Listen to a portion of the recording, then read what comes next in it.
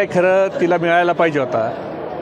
काल सगळ्या भारतीय जनता पार्टीच्या नेत्यांनी देवेंद्र फडणवीसांनी SIT नेमली म्हणून सगळ्यांनी त्यांचं अभिनंदन केलं, आभार देखील मानायची घाई केली।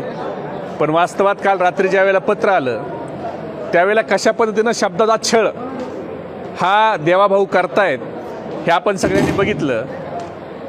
तेजस्विनी सातपुते यांची या देखरेखीखाली तपास, म्हणजे SITची मागणी करते कुटुंब, त्यांच्या अनेक शंका आहेत, ती मिली कशी मिली, काय मिली, त्याची हत्या आहे का आत्महत्या आहे, ह्या अनेक शंका असताना निवृत्त न्यायाधीशाच्या हायकोर्टच्या अध्यक्षतेखाली महिला IPSच्या निगराणीखाली त्या ठिकाणी तपास व्हायला पाहिजे अशी मागणी असताना SITचं गाजर दाखवलं आणि कशा पद्धतीनं दिशाभूल केली आपण बघताय।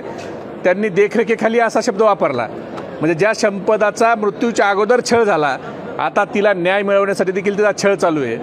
देखरेखीखाली करण्यापेक्षा देवाभाऊ तुम्ही SIT का करत नाही हा आमचा प्रश्न आहे ना। तुम्ही नेमकं कुणाला वाचवताय? असाच शब्द छळ तुम्ही नन्नावरेच्या कुटुंबाच्या बाबतीत केला।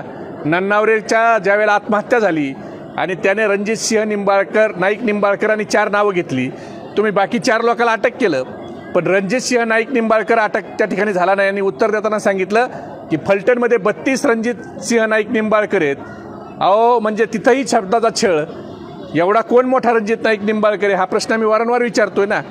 तशाच पद्धतीचा शब्दाचा SIT जर स्थापन केली तर ते चौकशीचं एक विशेष पथक आहे, त्याला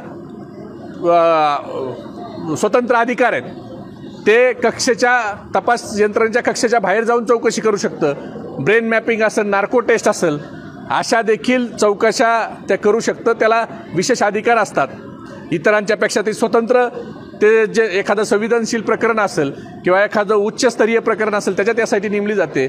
मग SIT न नेमता नेमकं देवाभाऊला याच्यात कुणाला पाठीशी घालायचं आणि शब्दछळ का करताय?